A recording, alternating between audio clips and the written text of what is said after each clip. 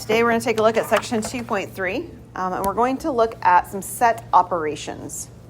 And the first set operation is going to have the same picture that I alluded to when we were looking at homework just a minute ago, and it's going to be set intersection. Okay, so a set intersection is the set of all elements common to both sets. Now, from a Venn diagram perspective, what we're going to do on all of our pictures today is we're going to draw these overlapping circles like this. This is set A, this is set B, and we have our universal set out here. And if I'm looking at the intersection, it is written like this: A intersect B. And I didn't give myself enough room to write, so let me shift this over. This set A intersect B, and then we're going to put it in a, I think we're going to put it, no, we're not. Maybe that's my other notes. No, we're going to write it here. I'm going to write the set builder notation for this. This is the set of all X, such that X is an element of A, and X is an element of B. And the picture that you want to keep in your mind, because it works so nicely with the language, is this word intersection has a meaning for you in driving, correct? So you want to think about streets. You can think about lines if you want to do this from an algebra perspective, but streets works great from a normal everyday routine kind of perspective. When we're talking about the intersection of streets, we're talking about where they cross, right? You're specifically talking about sort of that square area or rectangle area that's in the middle where it's on both streets, right? The place where when there's a business on the corner, you don't know which address they have because they're really on both streets, right? Kind of thing. So it's that spot in the middle is the intersection. It's what they have in common. And in a picture form over here, it's this part of the Venn diagram. The football kind of shape in the middle.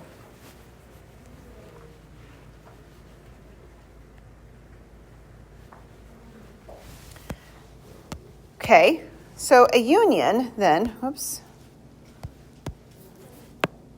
Oh, and in terms of like thinking about this symbol that's between this upside down U, if you want, you can think about it like the word and like it's an upside down, like a curved A, or a portion of the letter N, right? Like a lowercase n to remind you that it's and.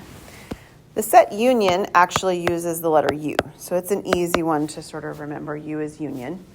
It's not the universal set U. Notice the symbol looks a little bit different, right? The universal set U here looks like the U with the line on the left. This one has no line on it. So that is sort of a nuance of the way that they write that. This is the set of all X such that X is an element of A or X is an element of B. And I'm going to write this in here just as a sort of awareness factor, or both. Okay, so if it's one or the other or both, it works.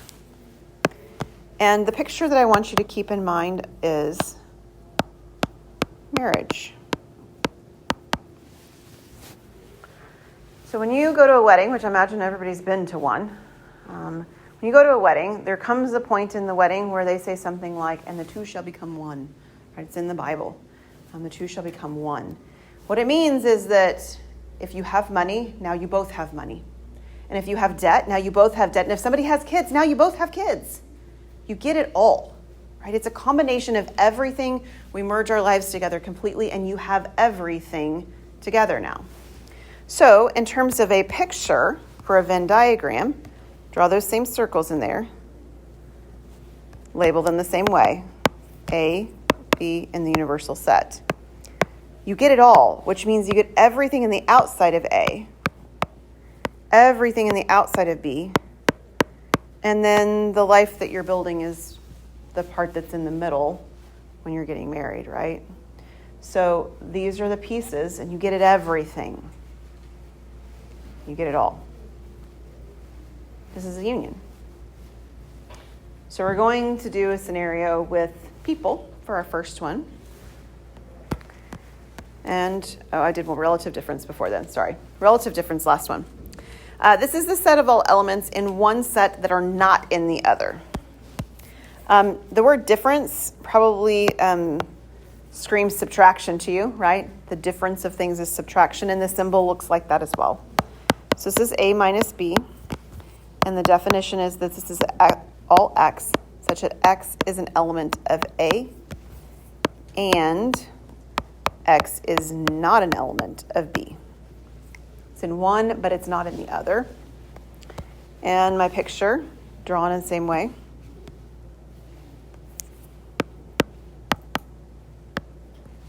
Means it has to be in circle A, but not the part that overlaps B. So you get sort of the crescent moon shape out here. And the image that you can keep in mind, if it resonates with you, is that this is the prenup. You guys know what a prenup is? A very vivid memory of a movie that's all about prenups. I can't remember what the name of the movie is, but I remember watching it many years ago. Popular actor and actress. Oh, George Clooney's in it. That's who's in it. I don't remember who the woman is. Anyway, so a prenup is when you have a legal agreement prior to getting married that says what's going to happen if you get divorced. It's like a very unfortunate way to go into a marriage, right? But if we're going to get married, this is what's going to happen if we're going to get divorced. But that's what this legal document does. And basically it says that if we go into this marriage, that whatever we have going into it is what we get to take going out of it.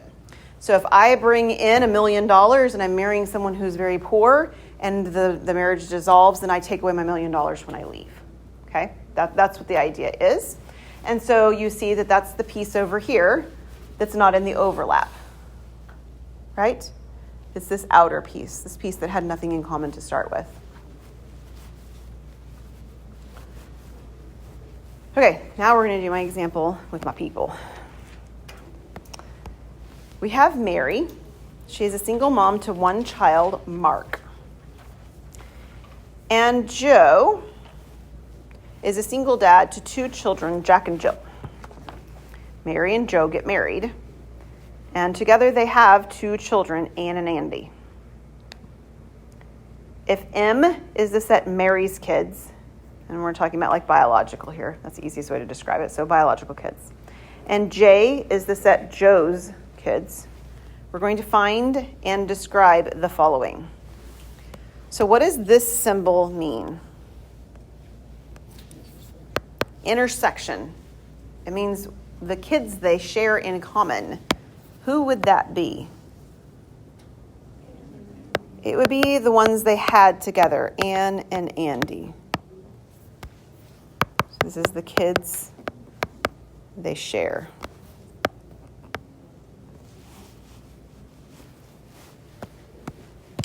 What would the union be? What does that mean in this context? It's used for union. Yeah, so this would be sort of like the family picture, right? You go get pictures taken and you want everybody in them kind of thing. So this is, I'll write it out, but I'll write your words down here too. This is all the kids. So we have Mark is the first one, right? Listed. And then was it Jack and Jill? Jack, Jill. Joe's a guy. He's the dad. And then Anne and Andy. Oh, I got confused because it's a child mark. Okay. Yeah, I know. I was lost. There's got to be a better way to like put the spacing on this problem, but If I had read one child. yeah, it's okay. It's okay. All right, is that one okay? All right, so what is this part over here, M minus J? What would that mean? What's that? It'd be just Mark, you bet. So in terms of what we're describing, it would be the kids from Mary, or kids of Mary, I think that's probably better, kids of Mary that are not Joe's bio kids, right? Not the kids he started with. So could it be backwards where it was J? Sure. In fact, it's interesting that you mentioned that because if we did that it's important to realize we would get different people, right? If we did J minus M, what would we get? We would have Jack and Jill. So these two sets, the order matters, right? M minus J and J minus M are not the same thing. But if I switch the order around on A and B and I do M intersect J or M union J, they are the same thing. Yeah? So the order matters, which means it's not commutative. That's a term we're going to be talking about more in chapter 3. They're not commutative for J minus M and M minus J. Okay, so far so good? All right, so here's some commutative talk on these sets right here. So there is commutativity with the union and the intersection. So that's the first one we're going to write down. So for all sets A and B, A intersect B is equal to B intersect A, and A union B is equal to B union A. Notice we don't put the relative difference in there for exactly the same reason that we saw in the last example, that it doesn't work.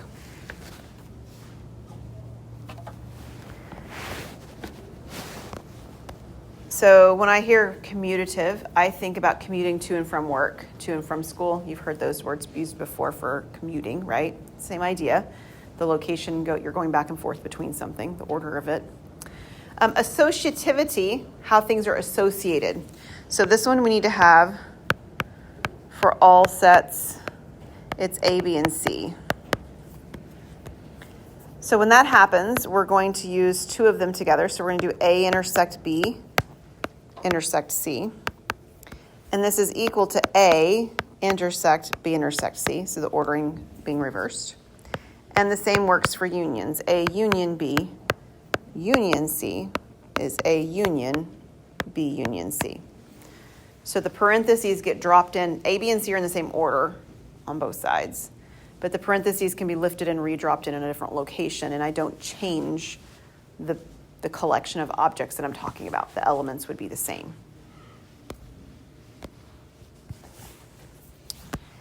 And the third one is still for all sets A, B, and C. And it's going to talk about considering the union and the intersection jointly. So if I have A intersect B union C, this is the same thing as A intersect B union A intersect C.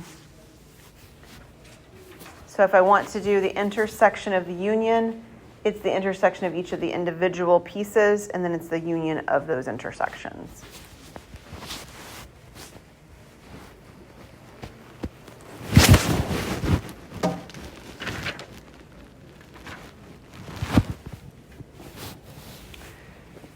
We have one more set operation in this section. We've had 3 so far, right? Intersection, union, relative difference. The fourth one is very different than the others, which is why it's in a different section. It's not just kind of grouped in with the other ones. It's called a Cartesian product. Oh my goodness, I keep going out of order. All right, let's do this in first. Cardinal number formula. Sorry. Still engaging the intersection and the union together. All right, so if we want to know the number of items in the union, this is the number of items in each individual set minus the number of items in the intersection. And I feel like that warrants justification, because if you've read it well at all, you probably would want me to have put a plus sign at the end and not a minus. It feels intuitively like these should be all these things added. So we're going to do some shading of some Venn diagrams in a little bit. I did a couple of them already. But if I were finding the union and I did the number of items in set A, it'd be everything here in blue, right? Everything in blue is in A. And the number of items in B is everything in red. What happened in the middle? and mixed together. I double shaded it, right? I shaded it in blue and I shaded it in red. So think about this from a counting perspective. If there were objects here and I counted all the objects that are shaded in blue, and then I counted all the objects that are shaded in red, the objects that are shaded in both of them would get counted twice. That's the reason it's subtracted off at the end, is because I'm subtracting off my double counting. Okay? That's going to help us in a little bit as we take a look at filling in elements that are in these Venn diagrams, namely in these sets. Now I'm going to do the Cartesian product. I'm getting ahead of myself today multiple times. All right. The Cartesian product is the set of all ordered pairs such that the first component comes from the first set and the second component comes from the second set. So the Cartesian product looks like multiplication A cross B. And it's a set of all ordered pairs, so I'm going to call them little a and little b, such that A is inside of set A and B is inside of set B.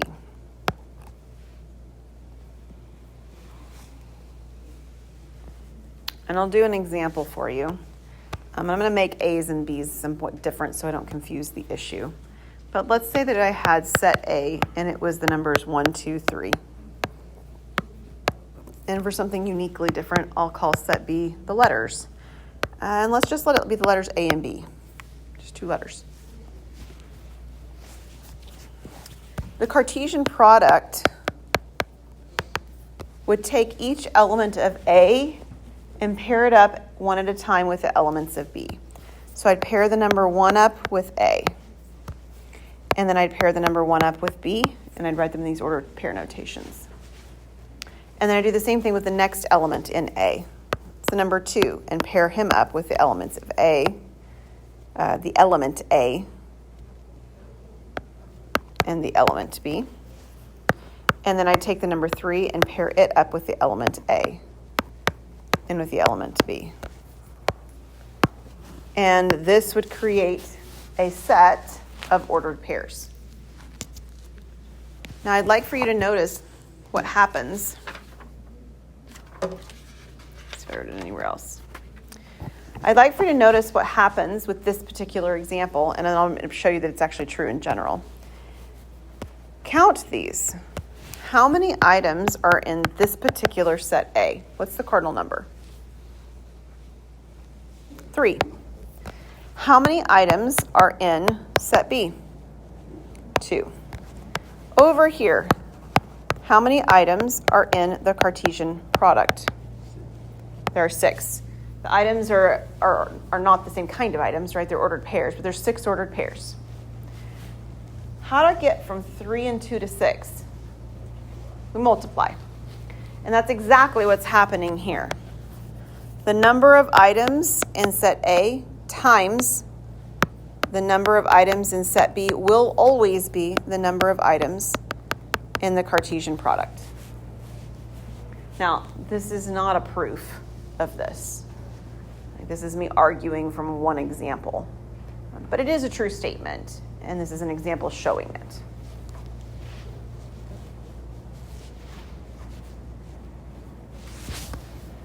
All right, are you ready to take a look at an example of how we're going to kind of put all of this together? Okay. We're going to use Venn diagrams to shade in some pictures. On this one, the Venn diagram is going to start out like the ones we've already done, where there's 2 overlapping circles. So start with that. We're going to draw a rectangle with 2 overlapping circles. And we're going to label them A, B, and U. Okay, so far so good? I know that I need 2 overlapping circles is because I only have 2 parts listed in the question, A and B. Now they have that complement bar on top of them. Okay, so we're going to have to pay attention to that. I'm going to show you a way that you can use to verify that you're getting the right shading done every single time. It may feel a little bit like overkill on this particular one. You might be able to use the notation that's given to you and reason through which part you should shade on this one. However, once we get over here, you might not, because there's 3 sets, right? So what I'd like to show you is on a very simple one, that is, it has 2 sets instead of 3, how it works, and then we will graduate to looking at what happens when we have 3 sets, okay? Here's what you're going to do. You're going to label each one of these regions, and I'm going to label them with numbers. So I'm going to label this region 1, region 2, region 3, and region 4. Okay, so far so good? All right. We're going to take a look at the pieces that we're asked information about. Namely, for us, we're asked information about A complement and B complement. And we're going to write down which of the numbers, 1, 2, 3, 4, are in those regions. Okay, so what does complement mean? A complement specifically. Anything outside of A. Okay? Any number that's not in circle A. So what numbers are not in circle A? 3 and 4. Everybody good with that? Same thing for B complement. What numbers are not in B? 1 and 4. Okay? Then we're going to combine them with whatever operation it tells us to use. This one says union. So we're going to do A complement union B complement. What does union mean? It means you get it all, like the marriage, right? You get it all. So all these numbers that are listed above my sort of like, and the answer is line or whatever we call that line, right? We're going to list them all, but we don't need to list anything twice. So I've got the numbers 1, 3, and 4. And all of this work is the work that's going to support the answer, which is the shading. I need to shade areas 1, 3,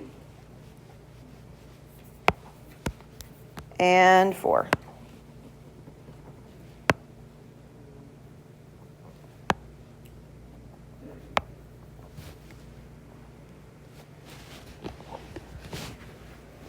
I will expect to see numbers and work for every one of these problems. Okay? Every one of them. You're going to put the numbers in. You're going to show the work for it. And in doing so, you're far more likely to get the right shading too. Right? You are. Especially once we get to 3 of them, which is our next example. Okay, you ready for the next one? Okay. There are 3 sets listed. 3 is the most we'll ever do, by the way. We're not going to do 4. Okay, so 3 is our maximum. And we're going to draw a rectangle, but we need 3 overlapping circles. And it starts to look kind of like, the Olympic rings or something like this. It looks like this. We have sets A, B, C, and the universal set. By the way, I am drawing these in the most complicated way possible with the overlaps. If your book gives you an example where the diagrams are drawn differently, that's fine. It's just going to be an easier version, and you're going to do the same thing. You're still going to put numbers in all the things. You're still going to figure it all out the same way. The picture just might be less complicated. For example, if they had done this set C over here somewhere like this, that's fine. You're just going to have fewer overlapping pieces that you have to work with, okay? Okay, we're going to number our regions, and we're going to start from the far left and just go straight across the top. So I'm going to have 1, 2, 3. We'll go through the middle, 4, 5, 6. The bottom is 7, and the outside is 8. Now, there's really nothing special about that number arrangement. But myself and the grader for your homework will be far happier if you use the same thing that we use so that we don't have to carefully check and make sure that your number 3 is not our number 4. Y'all with me on that? It'll work better if we use the same notation for being able to check in case there's any partial credit issues that you're having. All right, let me shift this over. So on this one, we have more going on because there's 3 sets. And so just like with algebra, we're going to start from the inside of the parenthesis and work our way out. So the things I'm going to write down first are only the things that are inside the parenthesis. And first, we're going to start with the individual sets. Individually, I have sets A and B. No complements on this particular problem, just A and B. And I want to list all of the numbers that are in any portion of circle A. So what numbers are in circle A?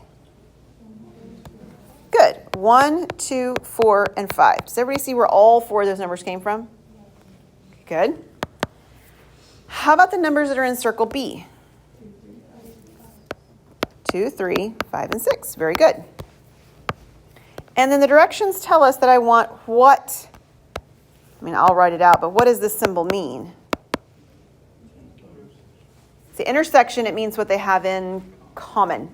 So which of these are numbers that they have in common?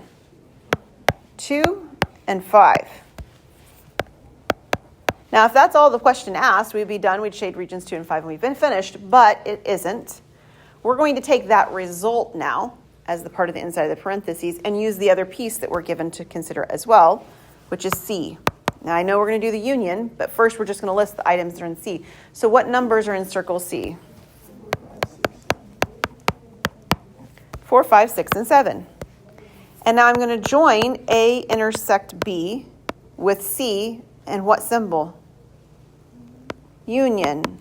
What does union mean? All of them. So I list them all with no overlaps. 2, 4, 5, 6, 7. You do not have to list them in order. That's my OCD kicking in. I like to put things in order. Maybe you do too. But if you did list them in a different order, that wouldn't hurt anything, wouldn't be any less correct.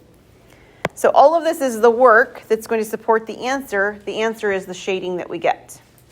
So this is shading section 2, section 4, section 5, section 6, and section 7. Now, you could end up with something at the end where you're just shading one section. Right? There's nothing that says it has to be a whole bunch of sections. We've just had some examples that did have more than one section. Okay, we will stop right there. We have one more shading to do, and then we have another sort of application part that we're going to actually do with Venn diagrams on Friday. Okay, so we'll see you guys on Friday.